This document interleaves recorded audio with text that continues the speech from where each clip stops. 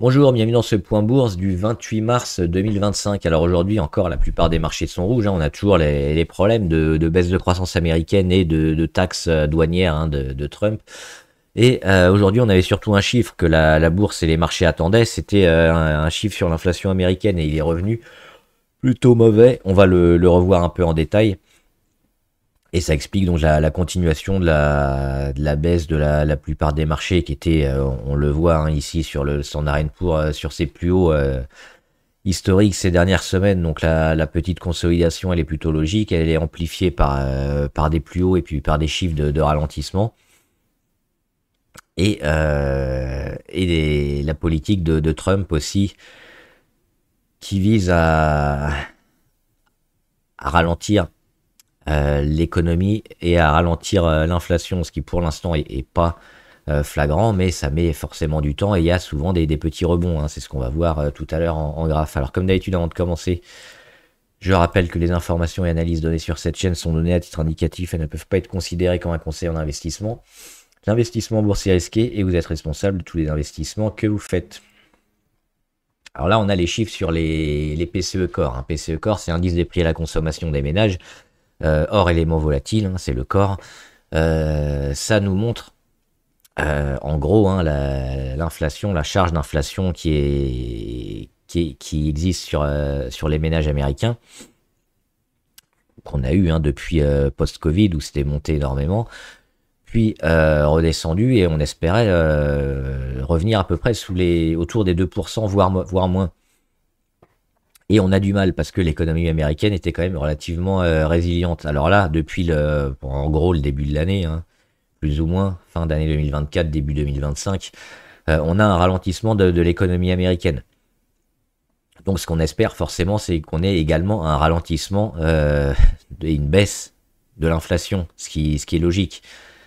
C'est pas forcément le cas sur ces chiffres parce que ça met du temps à se mettre en place, hein. Et une économie, c'est comme un gros paquebot. Quand vous donnez des directions, bah, le temps qu'on vire de bord, ça met du temps. Ou c'est comme un train de marchandises, hein. Si vous freinez, vous allez avoir une certaine inertie. Donc la baisse de l'inflation, on devrait l'avoir, surtout avec les mesures qu'on a et puis les taxes douanières, hein, qui sont plutôt anti-commerce et anti-croissance. Donc il y a il y a un peu tout qui va se mettre en place pour avoir une baisse de l'inflation comme on a eu en Europe. Parce qu'en France notamment, alors on est revenu à 0,8 sur l'année en France. Donc au mois ça doit être mars, je crois, février ou mars. Donc plus 0,8 par rapport au même mois de l'année dernière. Donc quasiment rien. Et on voit que les Américains sont toujours au-delà des 2,5. On a aussi une économie qui a été beaucoup plus forte, hein, aux États-Unis, donc c'est plutôt logique. Mais oui, ces chiffres-là et ces petits rebonds, parce qu'on le voit, hein, on était à 2,6, on monte à 2,8. On attendait certainement un peu moins bien. Donc les implications, c'est quoi? Bah, c'est que ça va pas donner assez de marge de manœuvre à la Fed et Jérôme Powell pour baisser les taux de la Banque centrale. Donc de l'argent un peu plus cher, notamment pour les investissements, pour les prêts, pour les emprunts. Et c'est ça qui embête un peu la bourse, et notamment certains secteurs comme les technologiques qui ont besoin de pas mal d'investissements, de pas mal de prêts. Donc un coût de l'argent relativement bas. Et avec une inflation trop importante et des taux de la banque américaine, de la banque fédérale américaine trop élevés, ça limite la marge de manœuvre et les éventuels profits qu'on peut avoir sur ces secteurs-là. Donc plutôt une mauvaise nouvelle, entre guillemets, parce que le chiffre, il n'est pas catastrophique non plus. Comme d'habitude, on exagère toujours un petit peu tout. Mais ça devrait baisser ces prochaines semaines. On va regarder le CAC 40. Faut voir qu'on commence là aussi, hein, à consolider gentiment, mais toujours plutôt lentement. Et c'est ça qui est intéressant sur le CAC 40. On va voir après en détail plutôt les valeurs défensives aujourd'hui, forcément, qui fonctionnent parce qu'on est rouge. Peut-être un retour ici, hein, sur le rebond du mois de septembre 2024, avec le plan de relance chinois notamment, hein, 7804 points. qu'on est passé sous les 8000, mais on voit qu'on est toujours dans une dynamique plutôt forte. On est toujours en consolidation, on le voit au niveau de la MACD, donc on baisse, on revient sur la ligne des zéros. On reviendra peut-être ici sur les 7800 avant un petit rebond. Toujours porté par des catalyseurs qu'on n'a pas trop actuellement, mais la baisse qu'on a sur les marchés, notamment européens, on le voit aussi en Allemagne, elle est relativement faible, donc c'est plutôt intéressant. Ce qu'on a sur les marchés US, on était sur des plus hauts, donc c'est plutôt logique aussi qu'on baisse un petit peu. Sur les technos, c'est un peu plus fort parce qu'on sait que c'est plus volatile. Et l'inflation n'aide pas. Alors on va voir les valeurs du CAC 40 notamment qui n'ont pas bien marché. Stellantis, on l'a dit hier, les droits de douane, on rajoute. Alors toujours à prendre un peu avec des pincettes parce qu'on peut avoir le lendemain, le surlendemain, une annonce qui dit finalement ça va être un peu moins fort ou ça va être plus fort ou ça va être à l'inverse. Donc, mais quand même l'objectif, l'objectif de ces derniers jours de la politique de Trump, c'est quand même de mettre des droits de douane un peu partout assez élevés. Donc, et sur le secteur automobile, à 25%, c'est quand même assez énorme. Et donc, on en a parlé déjà hier, les constructeurs qui vendent beaucoup aux États-Unis et qui produisent beaucoup hors des États-Unis vont devoir exporter leurs véhicules aux États-Unis et donc passer par des droits de douane de 25%. Et les acteurs qui sont le plus concernés par ce combo un peu production hors et vente dans les États-Unis, c'est notamment Stellantis et qui continue de baisser. Donc ils vont être énormément pénalisés comme d'autres. Certains un peu plus, d'autres un peu moins, mais Stellantis font partie des pires parce qu'ils produisent beaucoup au Mexique notamment, un peu au Canada. Donc à moins qu'on ait des bonnes nouvelles, des changements de taux de douane, des accords, des amendements qui, sur certains secteurs ou autres, rééquilibrent un peu les choses, compliqué de... On va pas répéter ce qu'on a dit hier sur le secteur auto, mais surtout sur Stellantis, compliqué de voir à court terme un rebond de cette valeur. STM, comme porté notamment par les technologiques, secteur semi-conducteur et les services un peu numériques, on voit qu'on est un peu dans le rouge sur tous ces secteurs-là, et puis les chiffres de l'inflation n'aident pas, notamment on l'a dit avec les refinancements, donc tout le secteur est rouge et les mauvais élèves s'en sortent toujours un peu moins bien, donc moins 3,6 sur STM. C'est pas surprenant, et Schneider c'est la même chose avec notamment les data centers, tant qu'on n'a pas des bonnes nouvelles sur ce secteur qui reprend un peu et qui annonce des investissements massifs dans les data centers, dans la construction. Les investissements ils ont déjà été annoncés, mais ils n'ont pas été trop achetés parce qu'ils ont été jugés peut-être trop importants. C'est pour ça qu'on a un peu dévalorisé certaines valeurs. Mais Schneider, quand ça va repartir, si ça repart, je dis quand, mais si, on peut toujours avoir le pire. Ça devrait repartir donc avec le secteur tech et IA qui, pour le moment, est en baisse. Donc, les valeurs comme Schneider, qui ont une partie IA relativement importante, due aux contrats de data center qui ont été passés avec les gros, ils ont du mal aussi. Et puis Renault, secteur auto, comme d'habitude. Alors Renault, ils s'en sortent quand même un peu moins pire que les autres, on va dire. Donc pour l'instant, on surveille éventuellement le comblage de gap, mais pour le moment, ça tient relativement bien sur Renault. Donc, mais je les jouerai pas non plus. Et puis surtout, Pernod Ricard qui prend 2,6 et qui fait un beau chandelier, pas mal de volume. Alors on va voir ce qui s'est passé sur Pernod Ricard notamment, et un peu tout le secteur, parce que Rémi Cointreau aussi, donc le secteur des vins et spiritueux, parce que la Chine, et là aussi on va reparler des droits de douane, l'Europe avait mis des droits de douane sur les véhicules électriques chinois. Donc, en mesure de rétorsion, qu'est-ce que la Chine avait fait? Elle avait fait la même chose, mais pas sur les véhicules européens, parce qu'il n'y a pas trop de ventes à ce niveau-là. elle avait mis des droits de douane sur les vins et les spiritueux européens. Donc, on le voit, à environ entre 30 et 39%, contre 10% précédemment de taxes, donc de surtaxes douanières. C'est relativement fort. C'est pour ça notamment que Pernod arrête pas de descendre dernièrement, parce que non seulement on avait alors le déstockage qui a mis certains mois, et puis la reprise qu'on espérait à la fois aux États-Unis mais surtout en Chine a pas eu lieu, et ensuite il y a eu des droits de douane importants, donc tout était fait pour qu'on n'ait pas une reprise sur le secteur des vins et spiritueux. Et donc cette enquête là qui avait été lancée par la Chine, qui devait finir début avril, et confirmer les droits de douane qui avaient été mis en place autour de 30 à 40%. Qu'est-ce qui s'est passé? On a repoussé de 3 mois la fin, la fin de la période d'enquête. Et c'est plutôt vu comme une bonne chose, parce que on pourrait avoir finalement des accords sur des droits de douane un peu moins chers, parce qu'il y a aussi des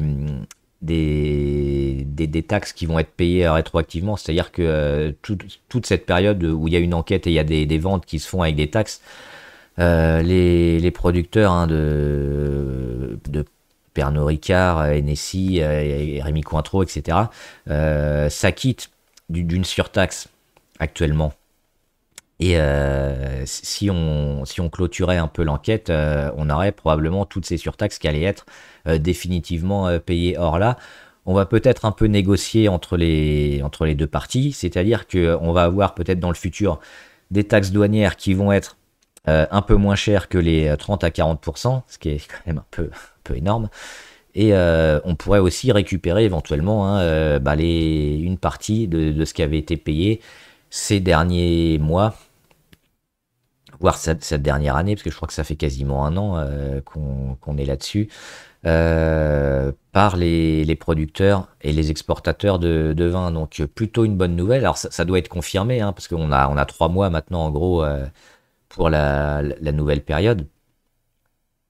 Et on est plutôt, le marché, et on le voit, plutôt favorable pour des accords qui vont se passer pour améliorer les choses, parce qu'on a peut-être aussi la Chine qui va reprendre, et donc c'est le moment un peu de remettre des taxations plus abordables pour qu'on ait vraiment des échanges, parce que là, sur ces niveaux-là, la consommation des Chinois notamment, elle était fortement pénalisée, hein. Ils allaient avoir peu d'achats sur ce secteur-là, avec des taxes aussi importantes. Donc on le voit, hein, Pernod Ricard, plus 2,8, on est monté à plus de 3% en cours de journée, on est sur des points bas. Mais aujourd'hui, cette nouvelle-là, elle pourrait changer la donne, se dire que finalement, on va être moins taxé, on va peut-être amorcer un début de reprise également en Chine. Donc éventuellement, en court terme, on a une petite fenêtre ici d'achat qui me semble intéressante pour jouer éventuellement un rebond. Et puis les bonnes nouvelles éventuellement qui seront annoncées ces prochaines semaines ou ces prochains mois sur des accords, notamment sur le secteur des alcools, vins et spiritueux, hein, importés d'Europe vers la Chine. On peut regarder rapidement Rémy Cointreau. C'est la même chose, hein, Rémy Cointreau, on baisse, et puis aujourd'hui, boum, on a déjà eu des petites réactions dernièrement, mais un peu moins fort sur Rémy Cointreau, un peu moins de volume, mais plus 3% aussi. C'est peut-être quelque chose à jouer. Et puis forcément, hein, quand on l'a dit, la plupart des marchés comme ça sont rouges, c'est les valeurs défensives qui fonctionnent bien. Alors on a un peu de valeur de la santé, même si là c'est pas énormément pertinent sur Sanofi, mais Carrefour, plus 1, toujours négatif sur Carrefour, hein, sous le gap à 13,6. Orange. Orange, est-ce que ce serait pas le moment de vendre? Parce qu'on a fait quand même une grosse progression sur Orange. Hop. Sur le plus bas, hein, on a gagné quasiment 25%, un peu moins, presque un quart de la valeur très rapidement. On le voit depuis le début de l'année, donc janvier, février, mars, boum, 25%. On a cassé la moyenne à 20 jours. Alors on repasse au-dessus, mais on voit qu'on commence à buter sur les 12 en gros, hein, les 12 euros. On consolide, alors pour le moment à plat, c'est bien, mais bah ouais, je pense qu'il est temps peut-être de quitter la valeur après cette belle poussée sur Orange, parce que d'autant plus que les fondamentaux me semblent un peu limités sur Orange, donc soit quitter la valeur, soit éventuellement hein, mettre des stops peut-être ici sous les plus bas, hop, sur les 11,45 éventuellement, hein, parce que c'est sûr que si on revient par là, on confirme la baisse, la consolidation qui va se mettre en place certainement sur plusieurs semaines pour revenir à minima sur les 11 et peut-être hein, sur les 10,3. À moins qu'on ait d'autres bonnes nouvelles hein, et des catalyseurs intéressants sur Orange et la téléphonie, mais à ma connaissance, il n'y en a pas tellement. Alors il y aura le dividende qui est toujours relativement intéressant hein, et important sur Orange au mois de mai, mais après le mois de mai, généralement, c'est pas l'idéal.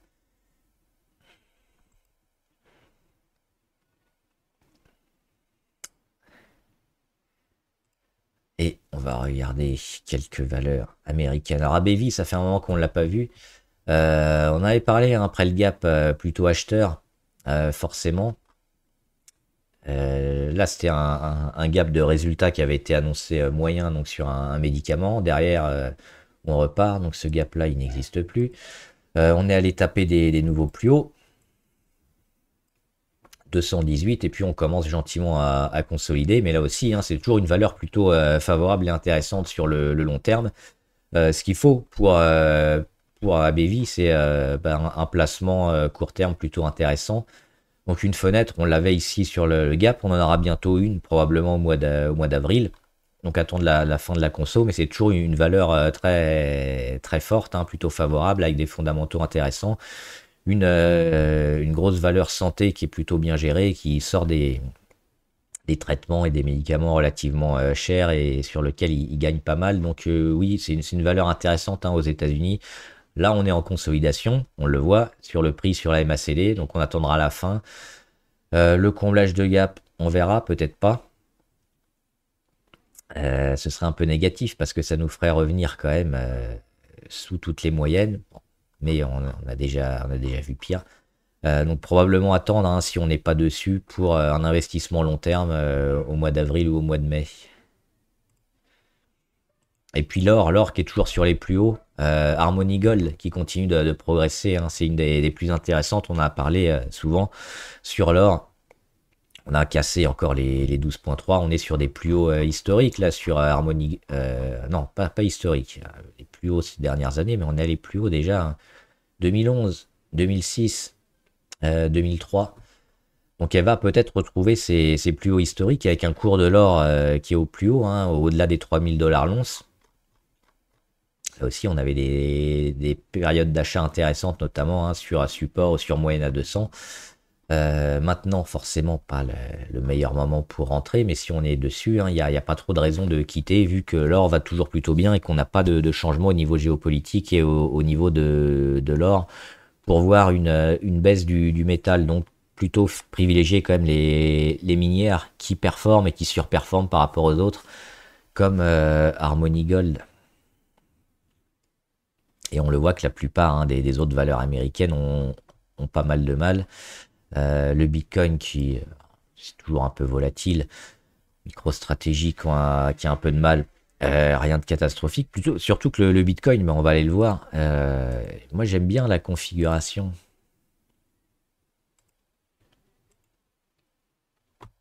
Parce que, hop, ici, mèche basse du 28 février, on tape la moyenne à 200, on met un plus bas à 78 226, on revient.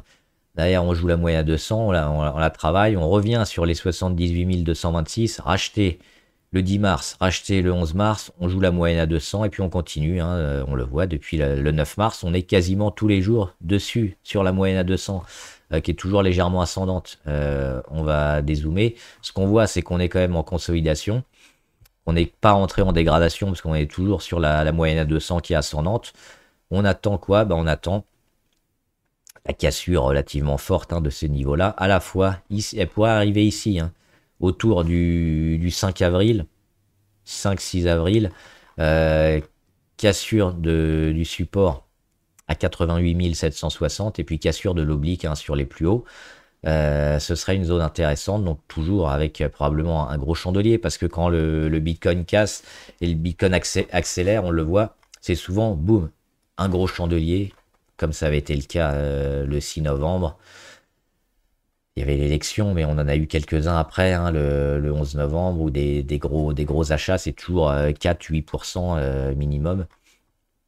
Donc on pourra avoir une grosse poussée peut-être relativement bientôt, ou sinon toujours une période un peu plus creuse et un démarrage plutôt au mois de mai.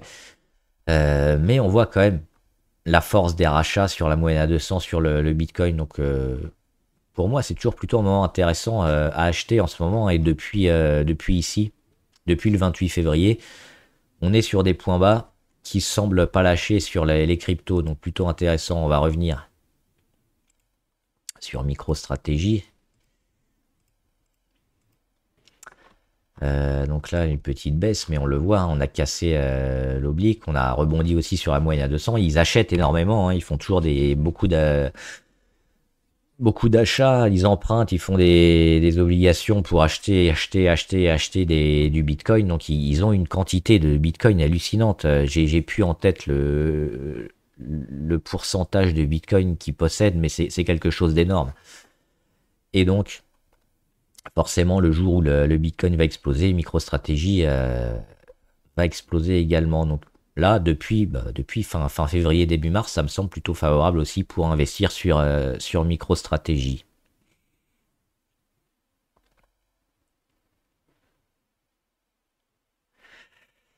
Et on va voir les valeurs abonnées avec. Alors, deux CRSI, ouais, forcément, c'est ce qu'on disait au début de vidéo sur le secteur. Secteur un peu tech, IA, serveur et services numériques.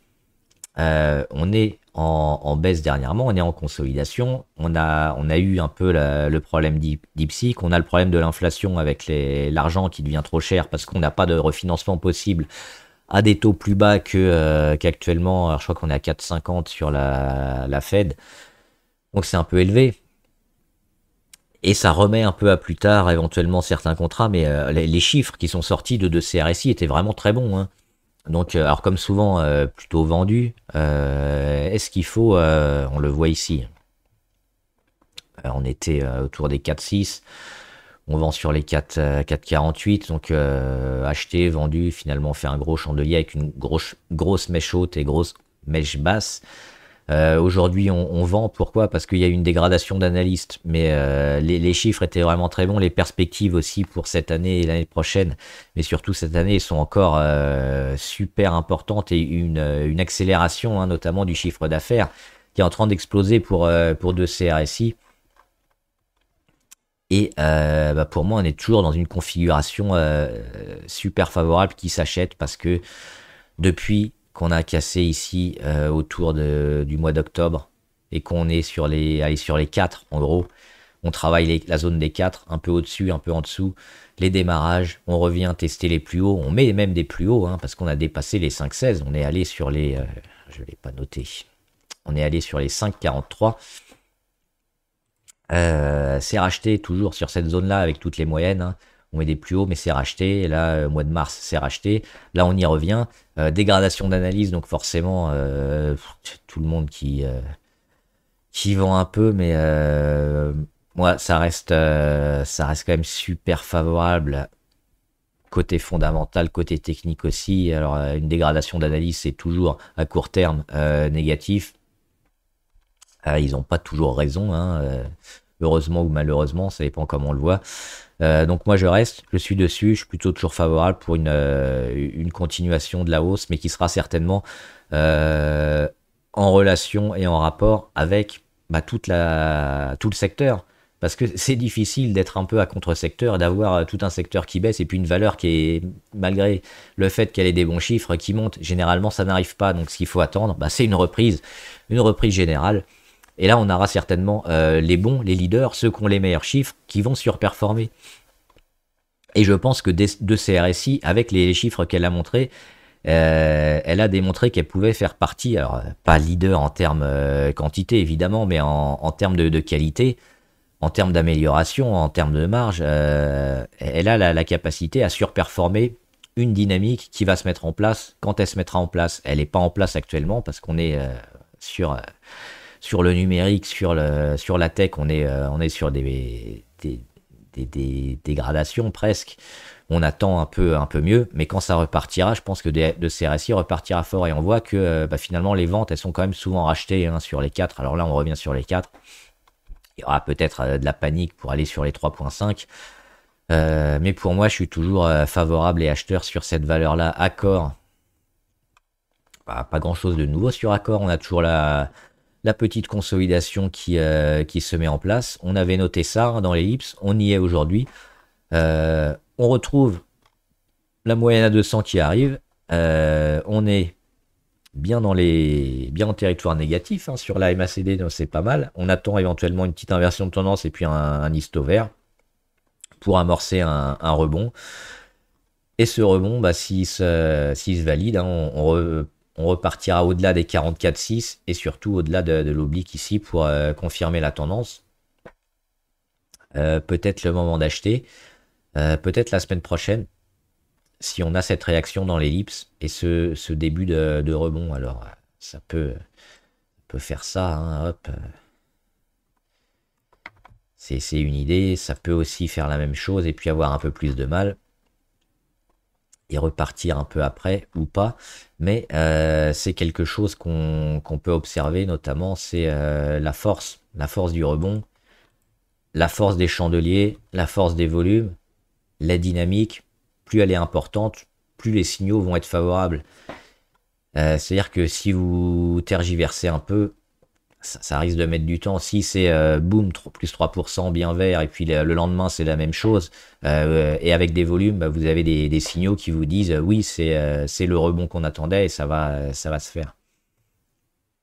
Avec Capgemini, donc ESN, hein, entreprise de services numériques, comme tout le secteur un peu au tapis, mais pas KO parce que support ici 146. On les avait frôlés, hein, les 146, notamment en 2022 quand on suivait la valeur avant qu'elle explose. On y revient. Et on le tient pour le moment. Donc je serais tenté de dire pour un achat à viser moyen-long terme, plutôt oui. Mais éventuellement attendre aussi la confirmation, hein, c'est-à-dire ne pas trop se précipiter. Attendre qu'on ait on voit il y a pas mal de volume, mais justement cette confirmation que le support est acheté et qu'on commence à repartir de l'avant. On le voit, hein, on est super dégradé sur Capgemini. Les chiffres n'avaient pas été terribles, hein, notamment, je crois que c'est ici sur résultat. On attendait un peu mieux. C'était décevant, donc forcément ça remet à plus tard. Probablement les nouveaux chiffres hein, de janvier, février, mars, donc ils devraient tomber peut-être au mois d'avril. Ils doivent donner leurs chiffres en avril, sûrement, Capgemini. Donc oui, ça nous met où? Ça nous met par là. Pour peut-être une confirmation hein, qu'on a atteint des plus bas. Éventuellement aussi en plusieurs fois, hein, on peut acheter le support ici et puis la confirmation sur un retournement un peu plus haut. Mais pour l'instant quand même, vu que tout le secteur est moyen, privilégie l'observation. Eutelsat, alors on en avait parlé, hein, notamment ici avec le rachat de la moyenne à 200, c'est ce qui s'est passé. Derrière, ça n'a pas tenu. Alors moi j'étais rentré notamment ici hein, le mercredi, je suis sorti dès le lendemain avec une petite plus-value, pas énorme, mais parce que justement la force hein, du rebond n'était pas assez importante. À court terme, à moyen terme, je pense qu'on a encore des possibilités. Hein, c'est-à-dire que le petit rebond ici qui est vendu, qu'est-ce qu'il va faire? Enfin, le moyen rebond, on va dire, hein, gros rebond, moyen rebond, petit rebond, pas de volatilité. Et puis ici, on est dans la zone hein, autour des 3,5. On est dans la zone à acheter. Parce que c'est pas cher, parce que c'est des zones qui ont été achetées massivement sur volume. et qui sont loin des plus hauts un peu spéculatifs, et qu'on peut espérer, suite à la baisse de la volatilité et de la congestion, bah, à nouveau un plus haut. Donc on achète plutôt assez proche des 3,50 ou des 4. Et si on a des bonnes nouvelles, on reste. Et puis quand on commence à avoir des chandeliers rouges ou des ventes ou qu'il y a un signal de force un peu qui s'affaiblit, et là on part en court terme. En moyen terme, je sais pas, il faudra plus de nouvelles, mais plutôt intéressant quand même Eutelsat. Alors on l'a déjà dit, hein, c'est pas sûr qu'on revienne sur des niveaux autour des 10 qui semblaient un peu spéculatifs par rapport aux chiffres autour des 1 sur lequel on était. Hein, x10, ça semblait peut-être un peu beaucoup, mais il y a eu quand même beaucoup d'investissements. Et puis l'Europe est en train de prendre en main sa défense et d'investir un peu dans des sociétés, des domaines qu'elle avait un peu abandonnés. Donc Eutelsat, il devra en profiter. Est-ce qu'on a déjà vécu le plus haut ou pas? Je sais pas, mais je pense qu'il faut acheter les retours ici sur les 3,50 et jouer la hausse. Et si elle n'a pas lieu, on aura peut-être des baisses et puis on partira avec une perte relativement modérée parce qu'on va jouer une petite ligne, hein, on met pas une grosse partie de son portefeuille sur ces valeurs-là, mais le ratio gain-risque est quand même largement favorable, surtout quand on achète au bon moment sur des périodes de volatilité relativement faibles. Donc c'est ça qu'on vise, 3,54, 3,50 ou 4 euros et une volatilité assez faible. Novacite, non, on avait la période de congestion ici, on avait parlé, et on n'a pas cassé vers le haut, on a cassé vers le bas. On le voit ici, le 19 mars. On est en plus sous toutes les moyennes, on le voit, hein. Hop, ça continue de descendre. On a cassé aussi une oblique ici sur les plus bas, l'oblique blanche ici avec les plus bas de plus en plus haut. Boum, 19 mars. Mauvais, très très mauvais, hein, catastrophique ce chandelier là. Et derrière forcément on descend, donc non. Alors c'est toujours des valeurs qui sont énormément volatiles avec les news. Si vous allez avoir un produit ou une annonce sur des médicaments ou des épidémies, ça peut monter d'un coup. Mais là pour l'instant il n'y a pas grand chose à faire, hein, c'est plutôt à éviter. Steve. Ah, voilà une valeur dans le secteur auto. Je sais pas si je l'ai rajouté dans le secteur auto. Oui. Qui fonctionne plutôt bien parce que donc il y a eu les résultats avec énormément de volume. Et Steve, hein, pour rappel, c'est notamment ceux qui font l'entourage, je sais pas comment on dit, ou la protection autour des batteries pour éviter les explosions. Donc ils ont une technologie un peu de sécurisation des batteries et ils ont des contrats, notamment avec Tesla, hein, Tesla et d'autres, mais ils ont des contrats avec Tesla. Donc, alors, ce qui est à noter aussi, c'est que c'est une valeur relativement jeune. On est entré en bourse ici, décembre 2023. Donc on n'a pas un vrai chiffre, on va dire, sur le niveau de valorisation, parce que c'est une entreprise jeune qui, déjà qui progresse, qui était entrée en bourse et qui a été jugée sous-valorisée. Donc par rapport à d'autres valeurs du secteur qui sont eux déjà bien implantés et sur lesquels on arrive à avoir des niveaux de valorisation relativement corrects, Steve, elle est potentiellement encore sous-valorisée. Ce qui explique le fait que les résultats soient plutôt bons et achetés. Et que dans un secteur comme ça en baisse, le secteur auto, elle continue de performer parce qu'elle arrive à se développer, parce que c'est une petite valeur.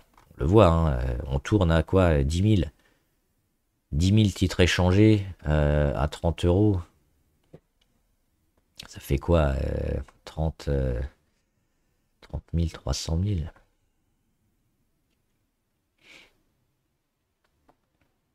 Ça fait 300 000 échangés par jour, c'est très faible. Mais elle continue, donc oui. Alors, chandelier un peu moyen parce que rouge. mais on garde le gap quand même. On va le noter, le gap. Et c'est les prochains jours qui sont intéressants de noter, notamment la semaine prochaine, pour voir si on va avoir une consolidation un peu forte suite à la vente des résultats ou si on peut continuer. C'est sûr que le secteur auto aide pas, mais on a quand même une surperformance de son secteur et puis une valeur assez jeune qui peut continuer de monter. Donc on sera quand même plutôt favorable, hein, sur ce qu'on voit là. Et le gap créé récemment sur Steve. Et enfin Ubisoft. Il y a Tencent qui a notamment Tencent, hein, on le sait, ils sont au capital d'Ubisoft. C'est un des premiers au capital. Ils sont également au capital de Guillemot. Donc c'est compliqué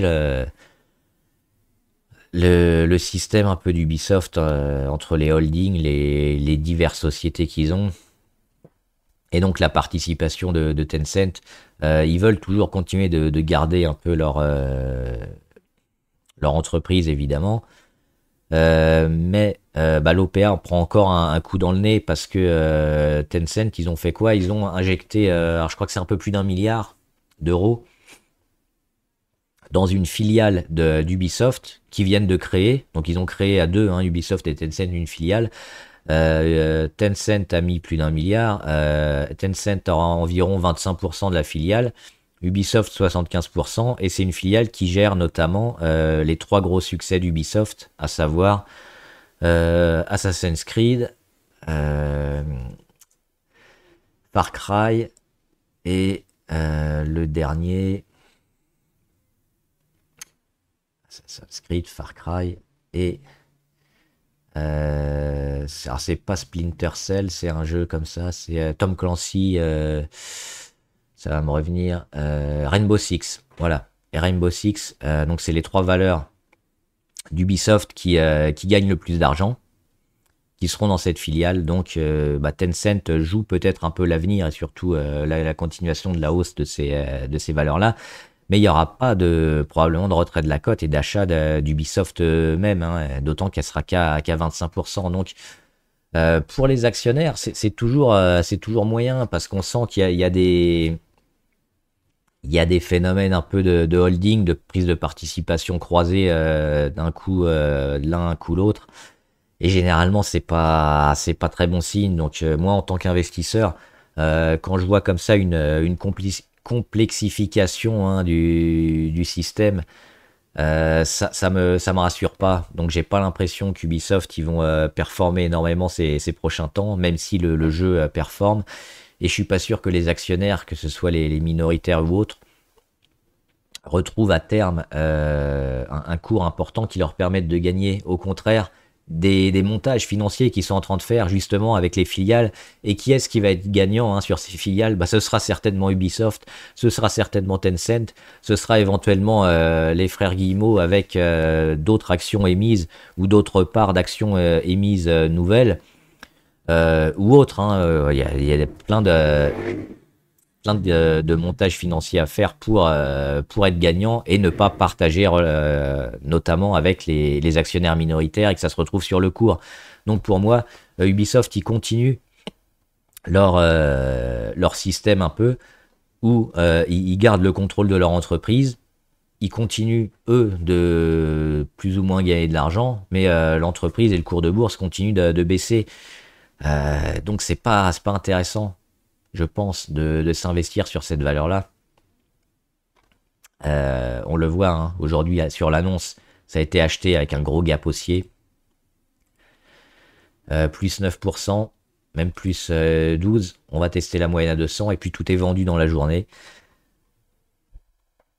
Pour les plus courageux, peut-être, à court ou moyen terme, ça va peut-être partir. Moi, je le jouerai pas parce que j'ai pas l'impression qu'on puisse être gagnant avec le système mis en place par les frères Guillemot sur les montages qu'ils ont avec Tencent et la gestion de leur entreprise, où finalement, il y a eux qui gagnent, mais les actionnaires, non.